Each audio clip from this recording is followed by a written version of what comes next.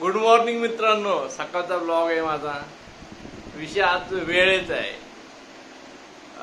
वेळ एवढी इम्पॉर्टंट आहे ना, म्हणजे टाइम पण म्हणजे कामं जाणे, कामं टाइमवर येणे, कामं टाइमवर ती पण वेळ आहे. माणसं येणारी पण वेळ आहे. सगळ्या म्हणतात ना, वेळ आला होता, काळ आला होता, वेळ नव्हती आली. म्हणजे वेळेला भरपूर महत्त्व आहे. त्यामुळे वेळेला लोक जे वेळेला हे आपलं वेळेला महत्त्व देतात, त्याला हे करा, काय करा. वेळेला इम्पॉर्टंट आहे. वेळ प्रत्येक येते, वेळ प्रत्येक येणार आहे. हे सगळ्यांनी विषय डोक्यात ठेवायचा. लोक कसं जेव्हा खराब वेळ असते, लोक याच्या त्याच्या पाठी लागून वेळ काढून घेतात, किंवा ज्यांच्याकडे ज्या टायमाला काही नव्हतं त्या टायमाला त्यांची वेळ भागून जाते. म्हणजे तुम्ही एखाद्या वेळ आणत असलं तर लक्षात ठेवा, तुमच्या पण वेळ येत राहणार. ते वेळेचं काय गणित कोणाचं चुकलं नाही. त्यामुळे जेव्हा तुमच्याकडं काहीच नव्हतं, काय वेळ नव्हता, काही नव्हतं, तेव्हा तुम्ही कोणातरी वेळेवर अवलंबून होता. तर जे दुसरे लोक बोलायचे तशी तुम्ही करायची. आता तुमची वेळ सरली, मग तुम्ही कशी सरली तर तुम्ही लोकांना साईडला सारलं. म्हणजे असं लोकांचं असतं की आपली वेळ संपली, आपलं पोट भरलं, चला हात पुसले, चला आता काय आपण राजा म्हणून झालो. पण कितपर्यंत चालणार राजा माणसाचं पण. असं आहे, प्रत्येकावर परत वेळ येते. ते वेळ बघायला की बाबा आता कसा तू बरोबर आहे ना. त्याच्यामुळे वेळेला महत्त्व द्या. तुम्हाला वाटत असेल इकडं तिकडं करून काय लोकांना बोलून काय होत नाही. सगळ्या वरच्याला माहिती आहे. भले खालती लोकांना माहीत नाही, वरच्याला सगळं माहिती आहे की वेळेला किती महत्त्व द्यायचं, किती नाही. आज एखाद्याची वाईट वेळ आहे ती सरून जाईल, पण तुमच्या वाईट वेळाला काय करणार तुम्ही. असं आहे. जेव्हा पहिली पण वाईट वेळ होती तेव्हा पण तुम्ही लोकांकडून वेळ सारून झाले.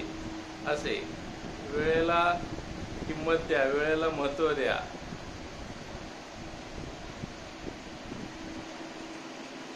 माणसं म्हणजे काय, माणसं लय विचित्र प्राणी. म्हणजे मी पण झालो त्याच्यात. असे सगळं वेळेला माणसाला किंमत नाही. जी माणसं वेळेला माणसाला किंमत देत नाही, बरोबर मोठ्या बाता आणतात की बाबा असं तसं. बाता आणून काय होत नाही. रियालिटी वेगळी आहे. रियालिटीवर कोण बोलत नाही. फक्त कसं लोक हॉस्पिटलमध्ये असले की बाबा नाही बाबा त्याच्याकडे जायला पाहिजे, त्याला बघायला पाहिजे, बस संपला विषय. असं आहे. परत बोलायचं बाबा हा जात नाही, तो जात नाही. ज्याची मर्जी, ज्याला जायचं तो जाणार, त्याला नाही जायचं तो नाही जाणार. असे त्यामुळे वेळ ही बदलत असते 5-5, 10-10 वर्षांनी. जसं आपलं कर्म, समजा आता माझं कर्म वाईट आहे तर माझ्या वेळ येणार, तुमचं कर्म वाईट आहे तुमच्या वेळ. ही वेळ कोणाला चुकली नाही. त्यामुळे आपण वेळेला लय महत्त्व देतो. भले काही असू, कोणी सपोर्ट करू किंवा नाही करू. काही लोक करतात, काही लोक लय भारी असतात. असे काही लोक नसतात. म्हणजे मी पण नाही त्याच्यात. त्यामुळे लोक काय म्हणतात, लोक बदलतात. ठीक आहे, कालांतराने सगळेच बदलायला पाहिजे, आपण पण बदलायला पाहिजे. पण वेळेनुसार बदलणारी लोक ती लोक नाही ठेवायची. वेळेनुसार जी आपल्याला बदलतात ती लोक काय कामाची नसतात. जी वेळ आलो पळून जातात ती लोक नाही काय कामाची. त्यामुळे वेळेला इम्पॉर्टंट द्या. वेळेला हे करा. कोणत्या गोष्टीचा माज करू नका. आज ना उद्या जिराला ते हे आपला राजा सिकंदर 35 वर्षाचा होता. अख्खं जग जिंकला. आजारी पडला तर त्याला ते काय म्हणतात, ते डॉक्टर नाव नाही बोलतात, डॉक्टरांसारखे असतात ते बोलले तुझे जीवन आता फक्त 15 दिवस आहे. तो बोलला मला माझ्या आईकडे घेऊन चला. राजाचा जो सहाय्यक असतो तो म्हणतो, राजा आपण 15 दिवसात तुमच्या आईकडे जाऊ शकत नाही. मग राजाने निर्णय घेतला की मला दफन करा आणि माझे दोन्ही हात बाहेर ठेवा.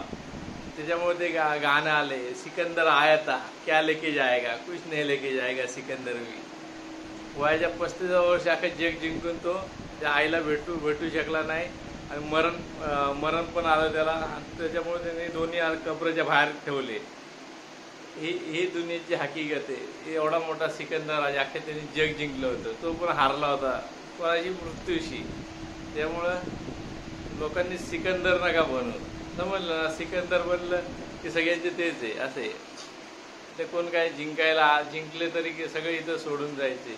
जे महाभारतामध्ये हे झालं काय आपल्या ज्या जागेवर लढाई झाली ते जागा तिथंच पडू नये. त्याच्यानंतर किती पिढ्या आल्या आणि किती पिढ्या गेल्या, जागा काही जात नाही काही राहत नाही असे. फक्त तेवढ्या पुरतं समाधान देते बस असे की बाबा माझ्याकडे एवढे माझ्याकडे तेवढे.